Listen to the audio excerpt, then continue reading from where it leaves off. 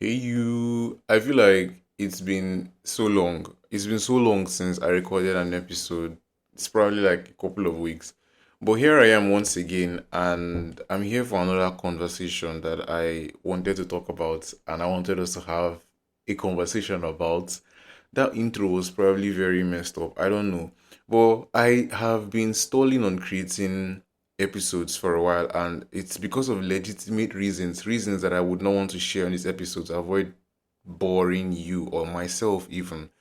But I had an outline of every single thing I wanted us to talk about, and I'm literally holding the outline here. Okay, like I'm holding the outline, and I would have not recorded today, but I was like, it's been so long, and if I just say I'm not going to record today, I will not record today, and time will keep on going, and I didn't want to push this down, and so I wanted us to have a conversation today. So here we are, and let's just get right into it. So today I wanted us to talk about why people fall back from religion, and we're going to be talking about it in a chill way because I feel like the topic of religion is it a chill way to talk about religion, especially in this side of the world. I don't really know, but I'll be talking about it. And I feel like if you're a long time listener of the podcast, you've probably heard me when I talked about a topic relating to this.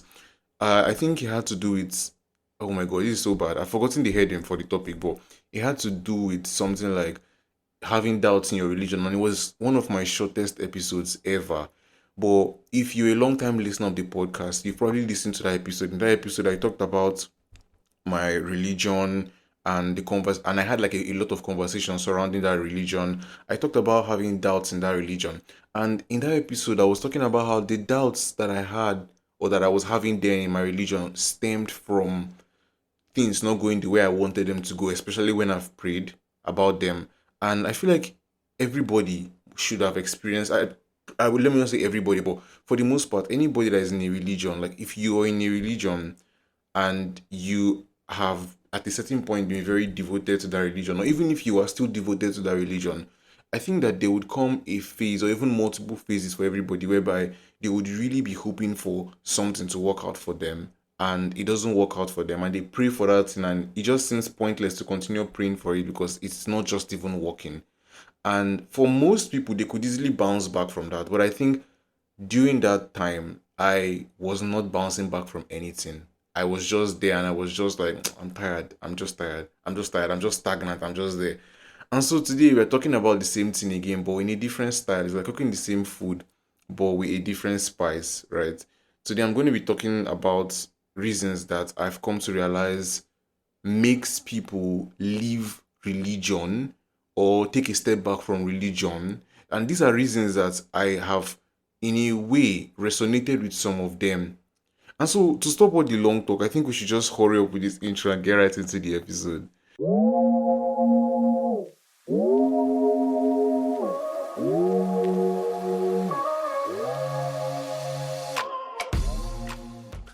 Currently, when it comes to my stance in religion, I still don't know what I feel.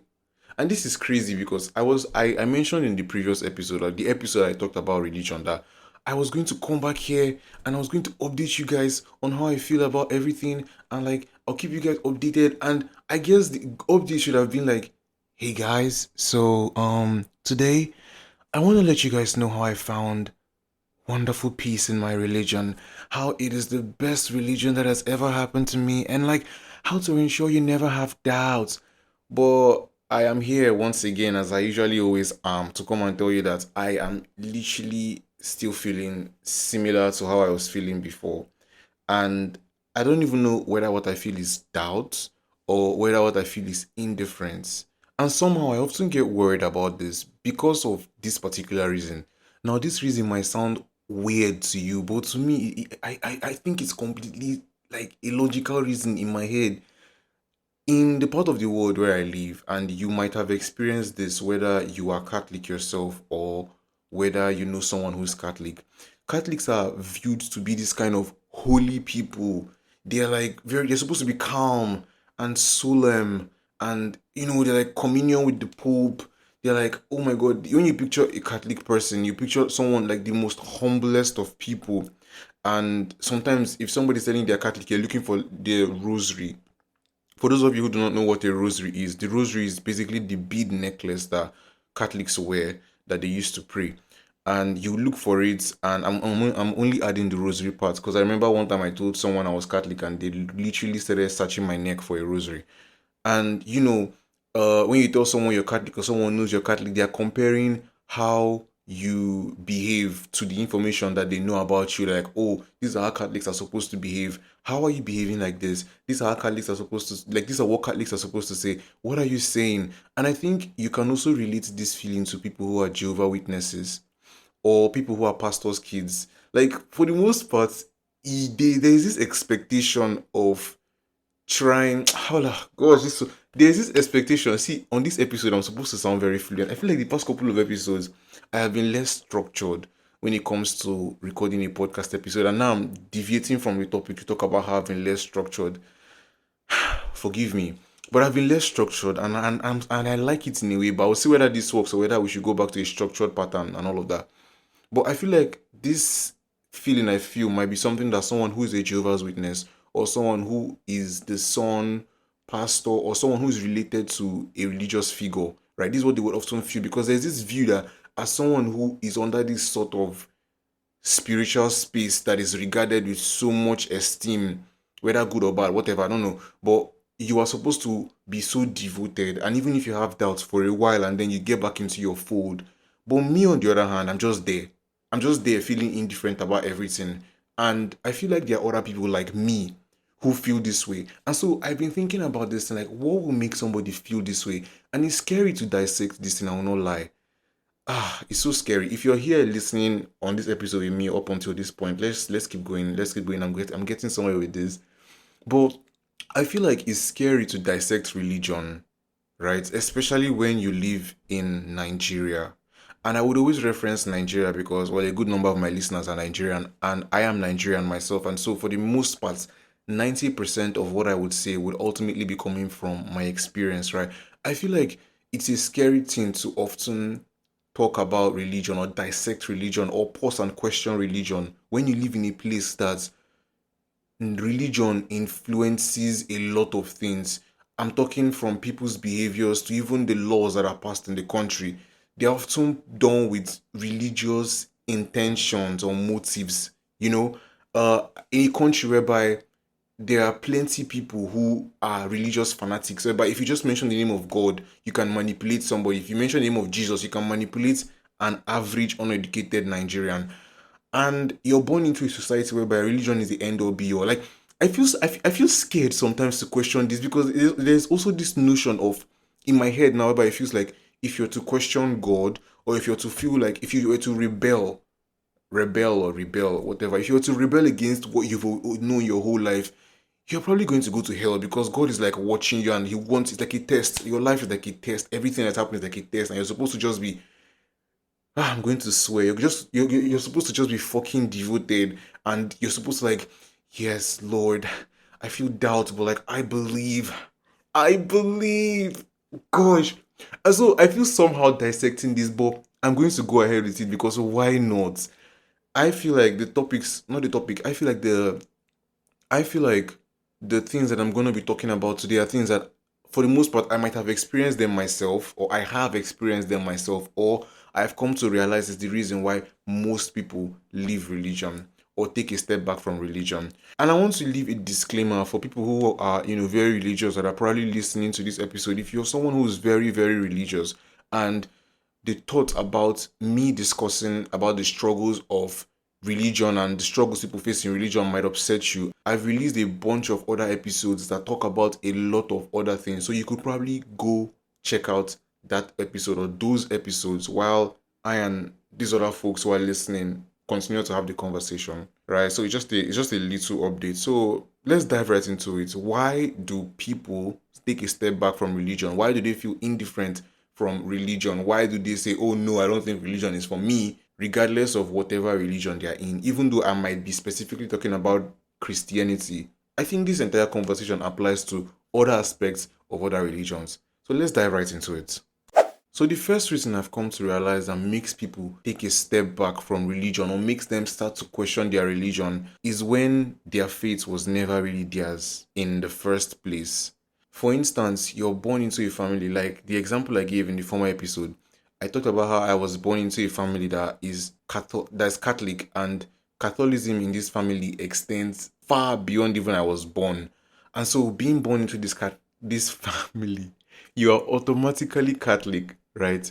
And I think the same applies to being born into a Muslim family, being born into a family that practices Judaism, Buddhism. It's just the same. You're born into this sort of family and you accept it. You're taught about the religions. This religion, you grow up in an environment whereby you see this religion, you read about this religion, and then you practice this religion. Now, where I think that things could actually take a different turn, whereby, regardless of the fact that somebody was born into this religion and grew up practicing this religion, they can decide that, oh, I don't want to practice this anymore. I don't think this religion is for me. They're feeling indifference in about this religion. Is when they start to realize that every single thing they believe was only because of the fact that they were told to believe so, and there was no room for questioning such a belief. And I think this is often predominant in the Christian religion. I'm only speaking about this because of, once again, my experience, right? It's like a little disclaimer I should give. Most of what I would say will be based on my experience. Sometimes you will be born into a Christian home whereby the people who you grow up with, they believe so much in Christianity that they do not leave room for questioning, and they might allow you to sort of feel doubt or go through tough moments for a while. But I think when it starts going on for a long period of time, you start to be seen as a deviant. I feel like this would often apply to people who are like pastors' kids. And if you're a pastor's kid listening to this, or you grow around a religious figure, this is no shade. But I'm starting to realize that most of the time there would often be this expectation that might be placed on top of people like that. Not just the pastor's kids, or people who are who not just, or people who are like under religious figures, or people who they grew up in homes whereby religion was so revered. When they are in these sort of situations, there is this expectation that they are not supposed to question anything. They're supposed to just be like some goody two shoes. And then you would come to the realization, they do eventually come to the realization that, hold on, I don't think anything I believe here is what I actually do believe. I've just been shoved this thing down my throat. I wasn't giving room for anything like questioning. Nothing happened. All of this was just passed down to me. And so therefore I need to take a step back and process this, or ultimately leave the religion. I think that's one of the first reasons why people leave religion. The second reason that I think people leave religion is because of hypocrisy. And I think that this second reason probably should have been the first reason, because of the fact that I have experienced this. And also, I think hypocrisy is one of the major reasons why Gen Zs do not participate in the religion of today's society, or society's definition of religion. Because you would see somebody who comes to preach to you about something, and behind closed doors, they are doing worse in comparison to what they were preaching to you about. Does that make any sense? Like, I wish I could come here with a very articulate, structured point to give down to you. Like, I'm just hitting it, and then you're listening on the other end, and you're like, yes, yes, preach on, right on, guy, you are hitting the nail at the top. But I am not coming here with any structure. I'm just coming here with raw thoughts here.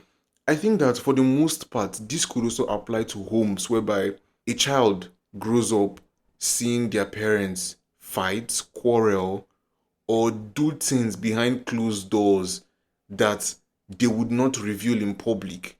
That's, they know that their parents have two faces, or their guardians, the face that they show to the general public and the face that rears its head when nobody is looking. And people must have faced hypocrisy in a setting whereby a particular sort of thing is being preached. Like, there's some sort of double standard, which also falls under hypocrisy. They see moral failure in churches, whereby churches are like, I don't know how to put this. Oh God, this. I'm trying to make this episode sound so smooth without including so much personal stories, but I guess I'll just get into that Martin's advice mood or whatever. This episode is a jumbled mess in a way, but I still feel like there's some sort of value being passed. So pardon me for this.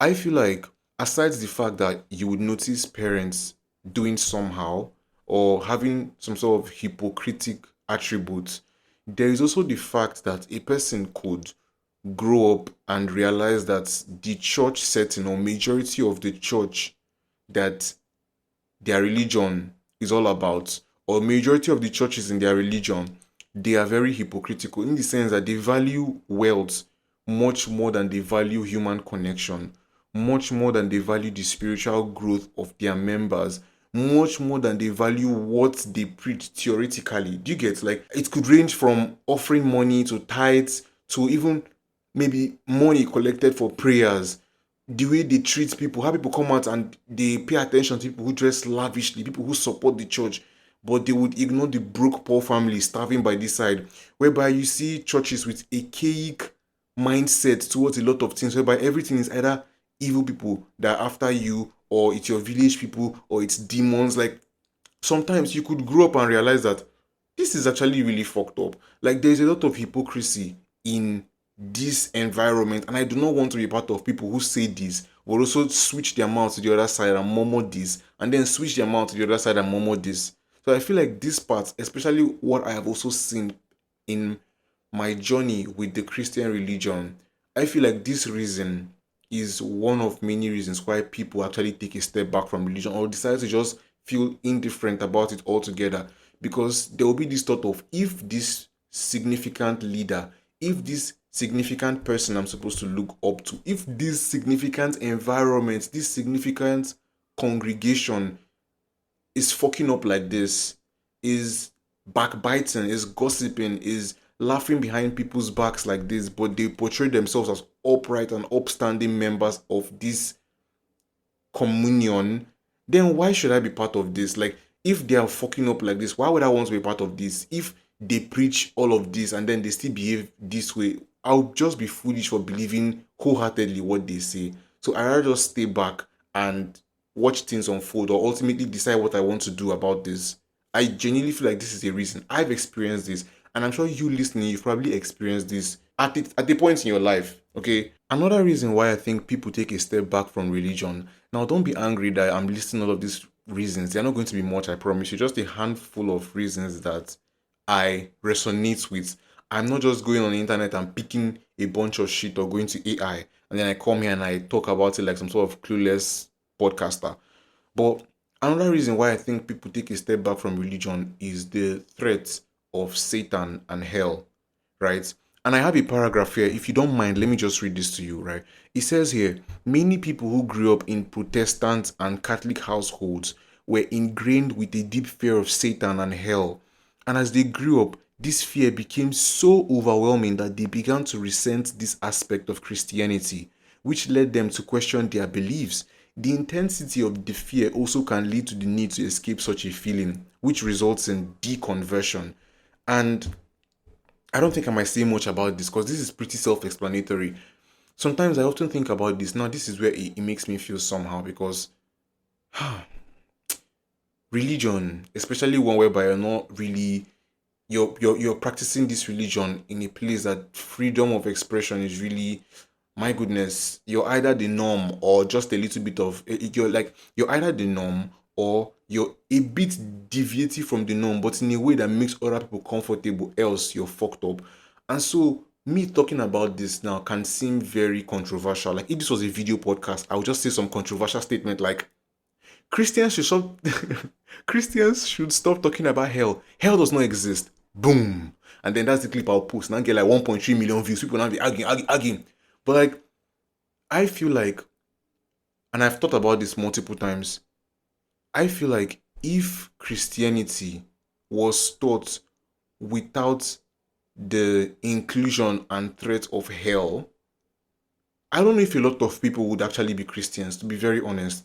Because a lot of people don't think about doing good for another person. A lot of people don't see the reason to treat other people with kindness. A lot of people don't see the reason to be empathetic.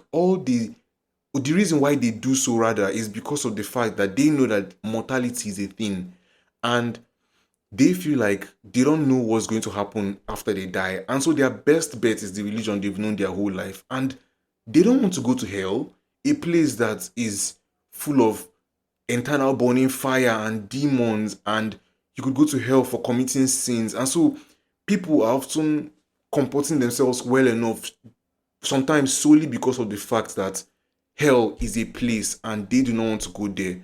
Like, I don't know if this makes sense. There's that. But then there are groups of people too who I feel like the reason they become indifferent or they step out of religion could be because of the fact that they are in a particular situation or they are going through something that makes them feel as though the option for them is hell. Huh. What kind of example should I use? Teenage pregnancy? Ah, God, I want to come up with examples here.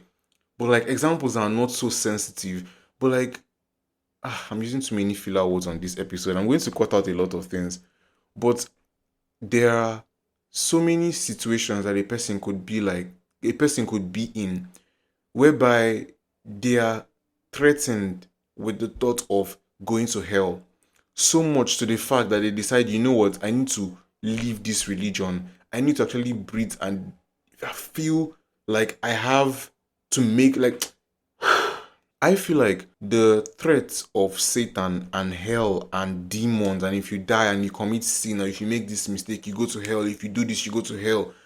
That is usually a reason why most people take a step back from religion, because people can say, oh, let me just take a chill pill and actually leave this religion so that I can be free to make mistakes without feeling like I'm going to hellfire for making a mistake that, according to my religion, I was already prone to make because I was human.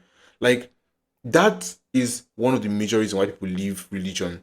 Another reason that I think is because, which is still under this reason I just mentioned, the Satan and hell reason, is that sometimes when people who are very closed minded come to preach to you about religion, they often don't preach the religion to you with the sole focus of love and consideration for your situation, right? For most people, they often see the world as a black and white place. If you're not doing this, you're sinning. If you're not doing this, you're sinning. Emmanuel, you're sinning. Jacob, you're sinning. Stacy, you're sinning. That's a sin, baby girl, and Jesus Christ, Lord. Oh my God, I sound like I'm mocking Christianity. I am not. As I said, just stay with me if you're open-minded. Yeah, I sound like I'm mocking Christianity, but Jesus Christ loves you, so you should stop doing that, okay? Like, you should stop that. Most times they come and they preach to you without consideration of your situation. And so you might hear things like, or rather, people who are going through such situations could hear things like, oh, you're probably going to hell for that, or you're probably going to hell for what you did, or I wish these examples could be more specific, or I wish my brain could give so much more examples that would make total sense. But I believe that someone somewhere listening totally understands where I'm coming from. Where people preach to you like, if you're not doing this, if you don't dress this way, if you don't arrange yourself this way, if you don't do this, you are probably going to hell. You're not completely saved. They do that without consideration for yourself. I often feel like the best way to win a person over to religion, even me as a person, I don't do evangelism, I don't do any of that. But I feel like, as somebody who loves human connection, as somebody who is usually very happy with the thought of talking with people and connecting with people, I feel like if you want to touch a person, if you want to bring a person to something, you have to touch them at the point of where you know that you're going to reach them. Like, you really need them to really, okay, this person understands me. Like, let them believe that you actually do understand them before you start talking about, oh, Satan, oh, hell, you're going to hell for this, you're going to hell for that, oh, you're doing like this, you're going, like, this makes so much sense to me. But most people don't do that. They go and they preach to you about hell. Oh, are you born again? Oh, la la la la la. Oh, the afterlife. Oh, rapture. Oh my God. And so, because of this, some people just be like, you know what? Fuck you, Christians. Fuck all of you and your holiness. Let me form my own set of moral codes and live a life where I can make mistakes and I can use my sense to actually direct myself or whatever. Yeah.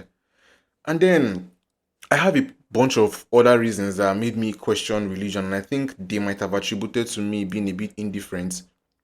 The caption I have here on my iPhone here is the baby dying and going to hell for not accepting Christ as their Lord and personal Savior, which makes me remember what I want to talk about. Pardon me for saying this. I wrote this script a while ago, and so as I'm talking to you, I'm literally just speaking from my heart out to you. I'm not just reading from a script. So I remember this. Let me give you a bit of a gist. I remember this Christian community that I was in, and it is a while back this thing happened, but we had this conversation, and it turned into some sort of arguments because somebody in the group, in the community, asked, hey, if a child is born, and I don't know whether I was the person who asked this question, but the person was like, if a child is born and the child dies without us accepting Christ as their Lord and personal Savior, will they go to hell? And a good number of people in the community were saying yes, that there's a probability that that child might not make it to heaven.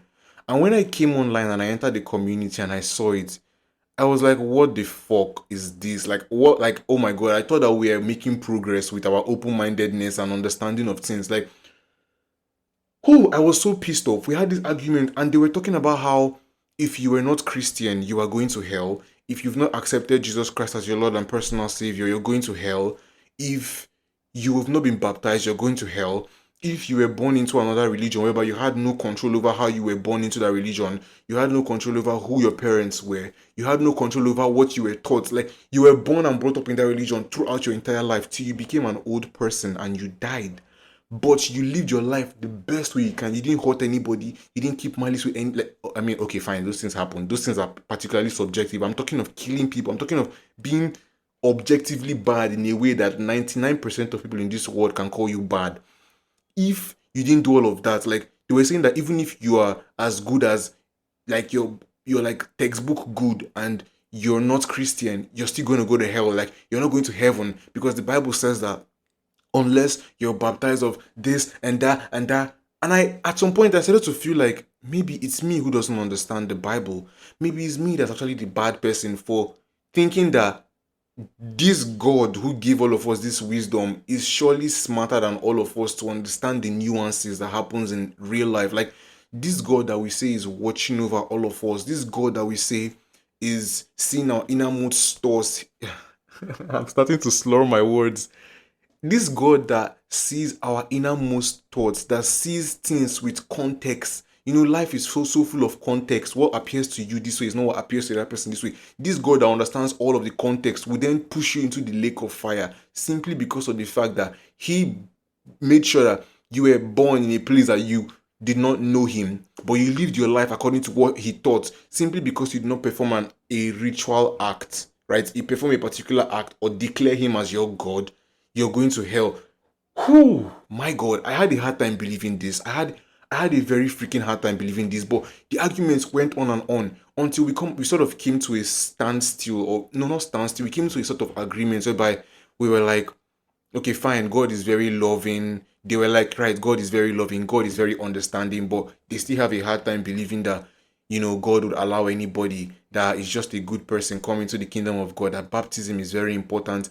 In my mind, I was like, what privileged set of human beings? Like, ah, if you're feeling as frustrated as I am with this particular thing, then oh my God, we should be best buddies because this was so fucked up. I was like, so you mean that somebody who was born into a family that the person could not talk, the person was like very sick, the person now grew up to like age 7, 9, they could not do it and then they died. You're telling me that person is going to hell. You mean that, like, I was listing so many scenarios that a person doesn't even have the chance to know Jesus or to know the Bible or to know Christianity and the person dies and you're telling me that, oh, because they were not baptized. Like, how would you console a woman who had a miscarriage and tell her, oh, sorry for your loss, your child is probably going to hell. Oh, sorry for your loss, your child is probably not going to make it to heaven. Or you meet someone who lost a loved one, you're like, I'm so sorry, I know this person was so good to you, I know this person was so this, was so that. The person treated everybody with niceness, with kindness. It wasn't even an act. This was who this person was. But my dear, quick question: was this person a Christian? Did they like say, "I accept you, Lord, as my personal savior"? Oh, they did not. Hell, hell, they're going to hell. My God, hell. They are actually Christians like this, and I was like, if this is how majority of people in my religion behave, let me just be indifferent towards this. Does this make any sense? This is how I have been reasoning for a while. And I know that this is now sort of biased because of this should not make me like shut out my entire mind because there are obviously good Christians there. But like, I don't know, the thought of it just made me pause to understand that this is actually somehow technically what is written in the Bible. Like, aren't these things context specific for the love of Christ? Why isn't it why isn't this thing so specific in the Bible? Why isn't it filled with context in a way that We don't need human understanding to decipher. I know that Christians now listening will say, you do not use the human understanding to understand the works of the Lord. You ask for the Holy Spirit to direct you. Yes, fine and good. I respect that. But I feel like the Bible could have been a little bit more specific when it comes to slavery, when it comes to racism, when it comes to a lot of things. Instead of just being vague and then human beings just interpreting it like this, because it's causing a lot of division. I mean, we already have various Christian denominations that exist: Catholicism, Pentecostalism. There's the cherubim and seraphim. Like, there are so many divisions already based on everybody's interpretation of the Bible, and everybody genuinely believes that they are right, they are correct. And this particular denomination that I'm under, genuinely in their heart of hearts, believe that every other person but them is probably going to go to hell. Like, what the hell? Gosh, I sound like I'm making a TikTok video to gain clicks or something, right? Another reason that I feel that Christians take a step back from religion is because of the fact that they've observed that most Christians see things as black and white, or particular, they believe that God is black and white. God is not a nuanced God. They believe that, let me say, people who are judgy, they usually only believe that the nuance of God would apply to them only when their situation requires serious context and they can't understand the situation. But if it's for another person, it must be black and white. Let me explain this thing further. I feel like this was just a mouthful. If you're hearing any background noise, I'm sorry for that. There is some sort of machine around where I'm recording this episode, and so it could interfere with the voice, but I'm using a good microphone, so hopefully that doesn't disrupt our conversation. So back to what we are saying. I've come to realize that a lot of Christians, in particular Nigerians, this might apply to every other person. Okay, I keep on saying Nigerians and Christians, but keep in mind this is just my experience. This could apply to Muslims. This could apply to any other religion. I can't think of anyone right now. This could apply to any other religion. This could apply to any other country, citizen. I feel like people, especially Christians, and in my own situation, Nigerians, they are often they often feel like other people's situations are black and white. This person is doing like this because of this and they're a bad person. This person is behaving like this because of this and they're a bad person. This person is doing this thing because of this and they're a bad person. Right? They feel like it can never be me. I don't know if anybody has heard of this meme where they're like, oh, can never be me. Oh, can never be me. Not in this life and in the next. But I've often realized that whenever something bad happens to a Christian like that, those judgmental Christians, maybe someone in their family gets pregnant and it was an unwanted, unplanned pregnancy and it's an embarrassing thing for the stature of the family, or something happens to them that makes them question their own beliefs or their own whatever, their own anything. All of a sudden, they start to understand the nuance of life. All of a sudden, they're like, now, like, I've heard of this. I don't know if you've heard of this quote whereby they say, oh, it's corruption until it's your turn, then it becomes connection. I feel like that's the way a good number of human minds work. And I'm not going to claim like I'm completely exempted from this. I'm not some sort of saint that fell down from the sky to record this episode. I feel like, gosh, am I talking too much? Should I take a break? This is like, I feel like a lot of people are very judgmental in the Christian society, but when it comes to them, they don't believe that, oh, God would surely understand. Oh, God sees the heart. Oh, God knows my situation. But when it was the other person who was living a lifestyle you did not like, who was doing what you did not do, who had certain issues that were like this, that societally was not right, all of a sudden, God was black and white. God was like an algorithm. If this, then this. It must be like this. It must go like this. He was a black and white kind of gangster. And if you're going like this is where you're going to. Obviously, this is the path that you're leading to. But immediately the situation applied to you. Oh my God, there must be some sort of wisdom that must be applied to this. Surely our Lord and gentle Savior must understand my situation. Like, people are so fucked up, because they would judge other people for something, but when it applies to them, like, I felt this situation personally. I've grown up around situations like this where people feel like, oh, it's corruption, oh, it's bad, oh, it's this one. But when it applies to them or their family members or their loved ones, they cover them very well, and then they trust so much in the lovingness and kindness and understanding of God. Like, they're like, God must understand my situation. Like, that is exactly what made me realize that people are just playing themselves. Like, 80% of people in this world, or 80% of Christians in my vicinity, in my environment, in my country, they are playing themselves if this is how they actually think. You understand? Um, I want to go further on this. I think I had some stuff I wrote down. I don't think I'll be able to read it here. Let's not bore each other with so much talks about this. But it had to do with slaves and slavery in the Bible, right? There have been slavery in the Bible, and for some reason it did not sit right with me. I would reiterate though that I often don't like to talk about this because some people that I'm around are really Christian devoted people and I love them for that. But sometimes most people lack the open-mindedness to actually see things from another person's point of view if they cannot phantom it. Like, there's open-mindedness is not the fact that you agree, it's the fact that while you believe in your own thing, you can put yourself in another person's shoe and for that period in time see things from their own point of view, even while you still hold your own point of view dear to yourself. There are many Christians who I've met, and some of them wonderful people who I know they are not open-minded, and so all of these things I'm saying is just going to sound like I'm backsliding, or I just need a little bit of more prayer and fasting, or I should read the Bible more to understand, and then I can. But there's this part in the Bible, or there have been numerous parts in the Bible whereby slavery happens like it's nothing. People are sold, people are treated horribly, people are used as what we call in Nigeria house boy and house girl, and it's like God is okay with it. Now, this might be me saying things from my own time and from my own privilege, but I feel like if in the Bible God was saying that humans are so dear to him and like I don't know, we're all like free under him, why was slavery allowed? Why were people sold? Why was so many horrible things happening? Oh, just because this person is a slave, you can treat them anyhow. And God was like fine with it. It was like he was going to turn a blind eye to specific things and he was going to allow specific things. Now, this is not me being hateful or anything. Like I've said this multiple times. It might sound like that, but this is just the thoughts of a human being coming out, which I believe most people feel this way. Let me zero in more on an example to help you further understand why I'm ranting. Let's not even go to slave trade with the black people, right?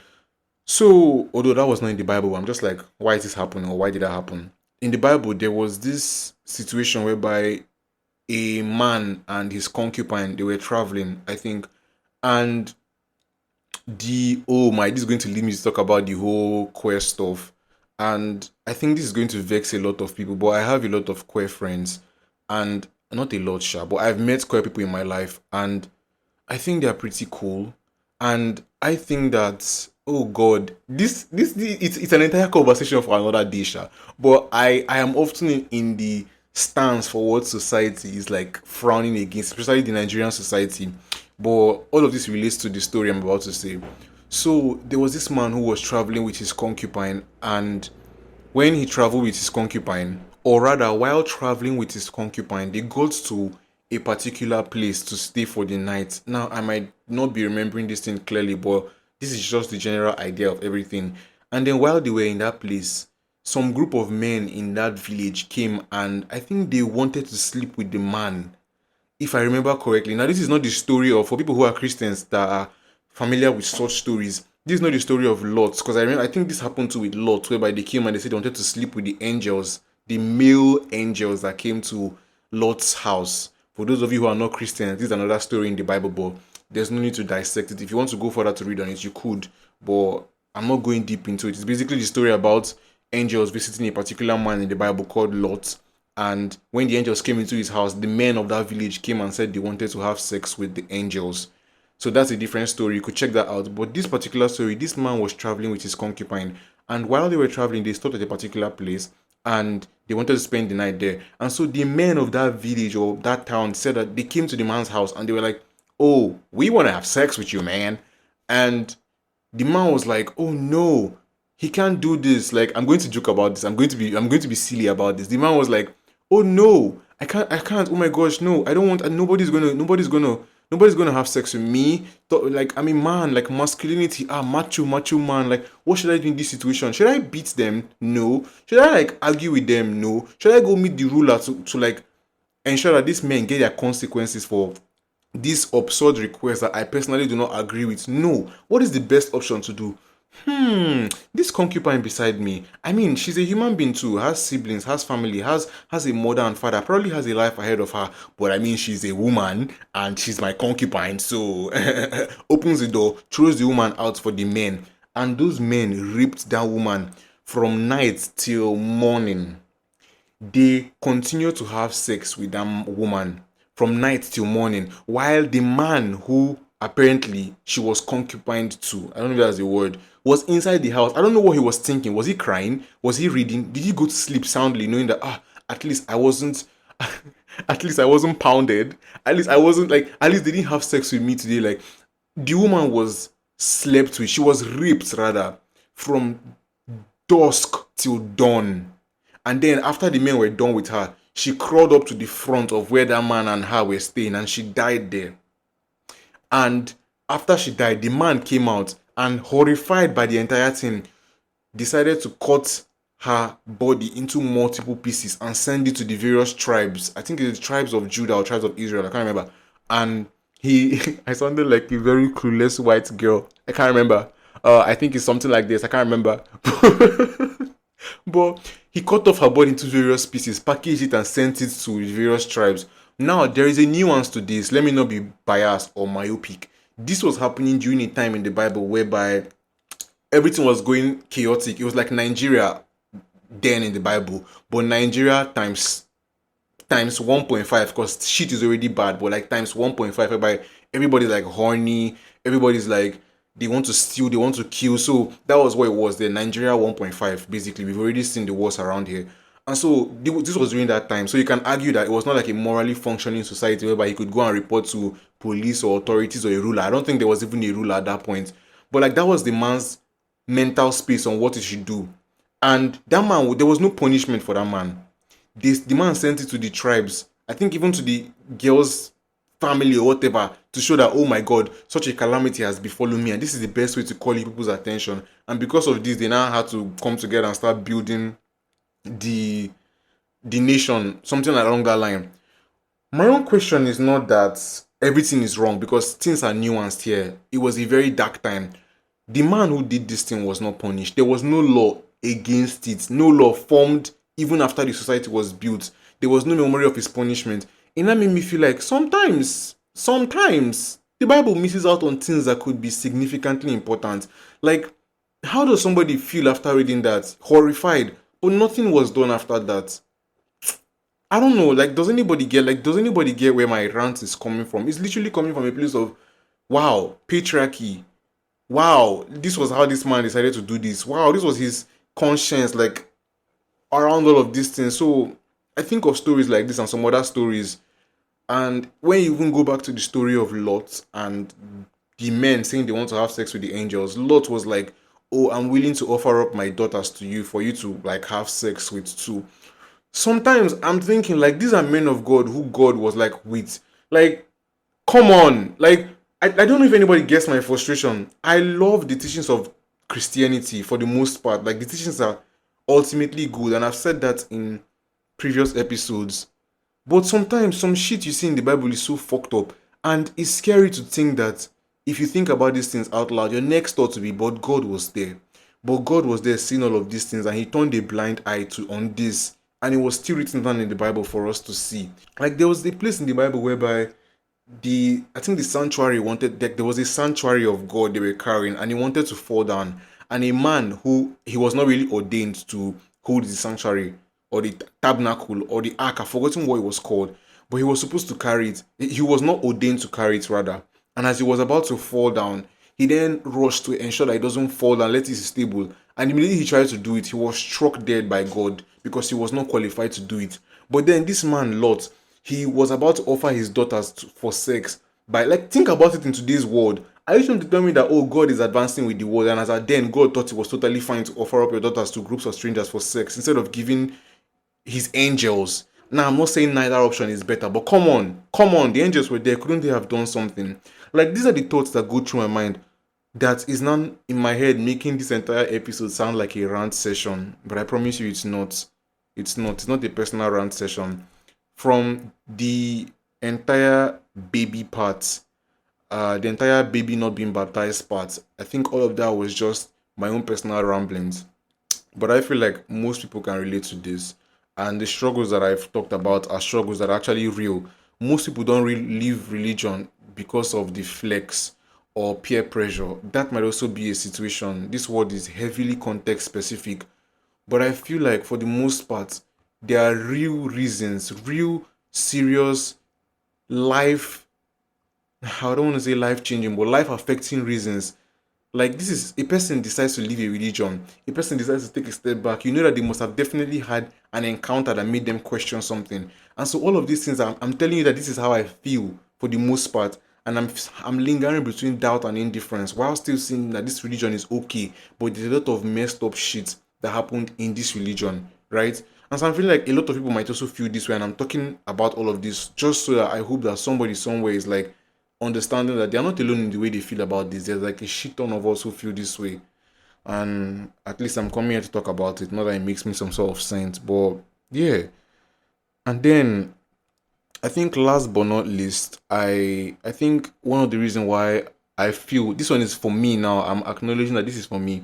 One of the reasons why my indifference or doubts, whatever you might call it, towards the Christianity or towards Christian religion exists or lingers, I think it's because of how people who are supposedly Christians or supposed to have been good models of Christ were like horrible people to me. Most people who have said the meanest and the most inconsiderate things to me were people who were actually devoted Christians. These people would sing you a gospel song from beginning to the end. They would quote you the chapters of the Bible from from verse 1 to verse whatever. They would do everything, but those people were the most judgmental, most horrible, most hypocritical people I'd ever met in my life. Like, these people were people who they were like Jesus's personal assistants. They handled his meetings, they organized his calendars for him, but they were one of the most disgusting people I'd ever met in my life.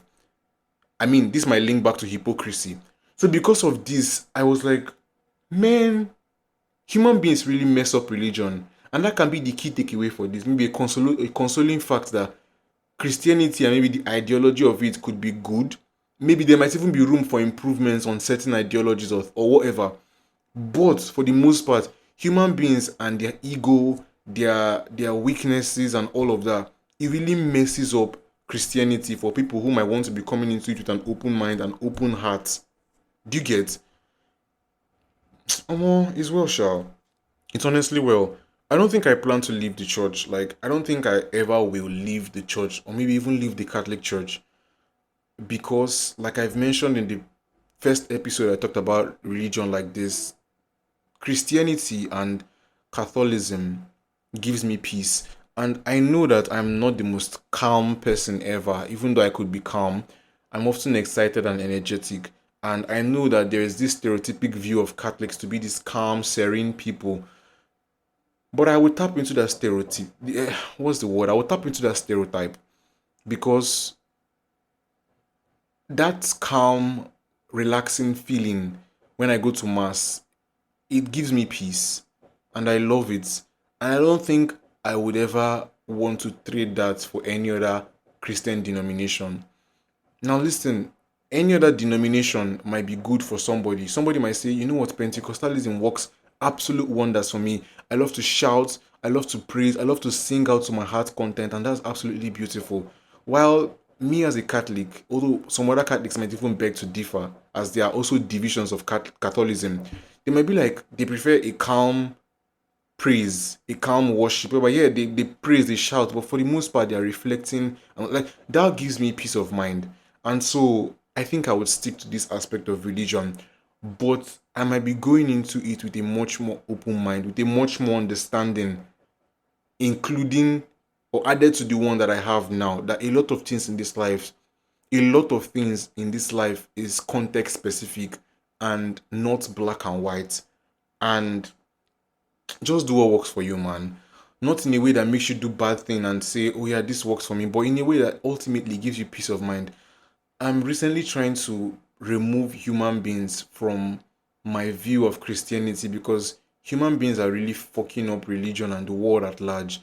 And so let this Christian something. I know this is a quote, it's like a trend now whereby everybody's like, I don't do Christianity with you guys. It's a relationship between me and God. If you don't have a relationship between God, oh my God. But I just want it to be a relationship between me and God. And as cliche as that sounds, that's why I don't want human beings involved in it because I can easily overthink, as you can tell from this entire episode.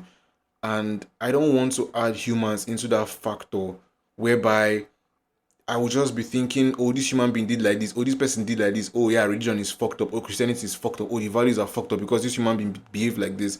Because human beings are very dynamic, they're going to change, they're going to mess up, and they, I can't just let that affect me. My indifference might stay, who knows, for a very long time, but I would not just let human beings did this be the center of my focus for the most part. I can still discuss about this as long as I want to, but practically I wouldn't let this define a lot of things for me.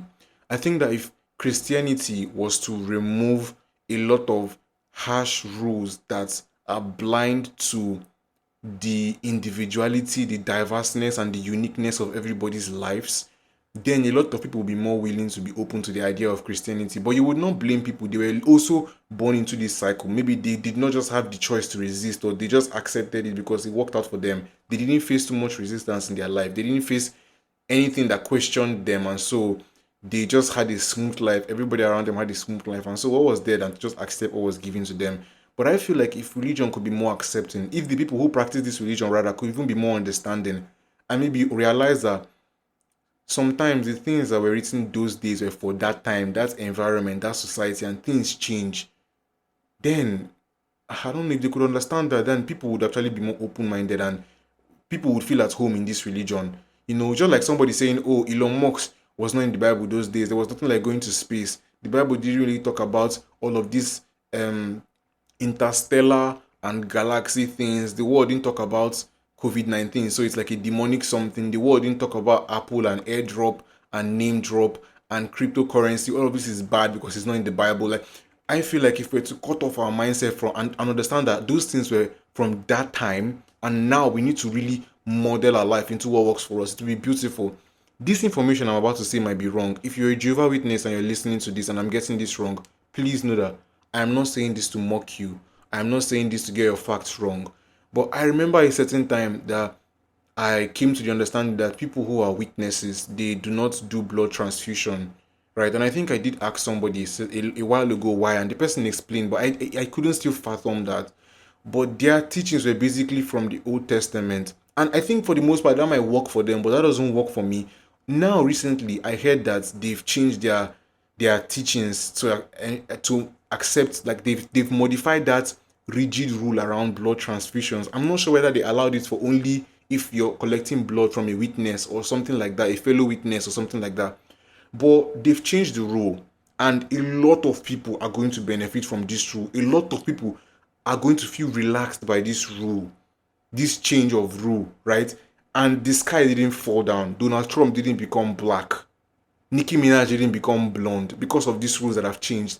Instead, ultimately, people's lives became relatively better because a lot of people have died because of the fact that they held so strongly to this belief that my religion says no blood transfusion, right? So all of these things I'm saying is that we should just be open. We should just be more open-minded. We should just be kinder.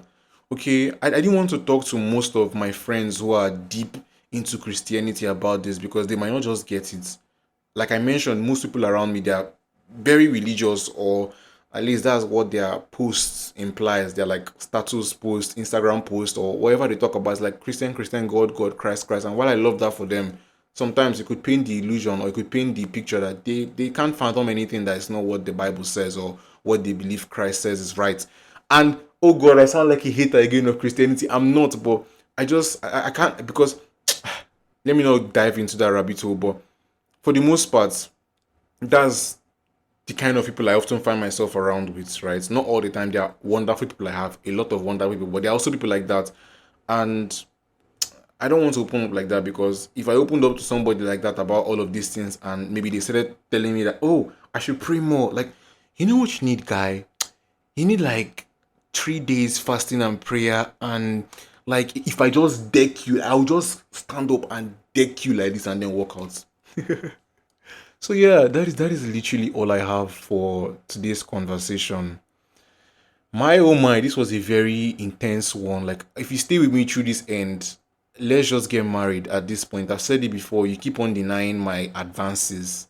Okay, I'm making it clear. Let's get married at this point. Like, we're on the same wavelength, we are vibing, but your time means a lot to me, and the fact that you stayed through all of my rambling and we're concluding this episode together, this conversation together. It means a lot to me. Thank you so much for your time. I really appreciate it, regardless of whatever you were doing. Okay, I will not start to list it again, so I will not catch one or two persons doing something while listening to the podcast. But I really appreciate the time. Like I've said, every time I keep on repeating this, but I genuinely do appreciate that you sit down to listen to me talk about these things and we have a wonderful conversation around this. I just hope that we both can actively put into practice all of these conversations we have. Yeah. If you hear background noise coming out from here, I don't know. There's some sort of construction going on around here. So there's like noise. So I'll just wrap up this episode. Maybe I'll try to clean out the noise. So you might not even hear the noise and I'll sound crazy saying, if you hear the noise, please don't vex. Don't vex, please, if you're hearing noise. But yeah, thank you once again. Check out the Almost 20 podcast on Instagram at Almost 20 podcast. Check out me, your host, on Instagram at _ Guy Martins. I haven't yet started making TikTok videos like I said I would, or at least start posting visual content, but I will. I will soon. I will start posting visual content very soon. Thank you so much. Don't forget to rate the podcast wherever you're listening. If you're listening on Spotify, rate the podcast. Like I'd always say, 5 stars or nothing. If you're not rating that pod, this one, there is no context. Like I just finished talking about context and a lot of nuances in this life, but there is no logical reasoning why you are not giving me 5 stars. Why you're not giving me 5 stars. So give me that 5 stars, okay? Wherever you're listening, rate the podcast, share the podcast to somebody who you think should listen to this, or you want to have a conversation with somebody about this, and this podcast should be like the Kickstarter of the conversation. Yeah, you could share it to them, let them hear my sexy ass voice. Yeah, I think that's about it. I'm doing all of this from my head. Thank you so much for listening once again. New episodes of the podcast, it's bi-weekly. It's every Sunday bi-weekly. Thank you for your time for the billionth time, and I'll talk to you soon, okay? Bye.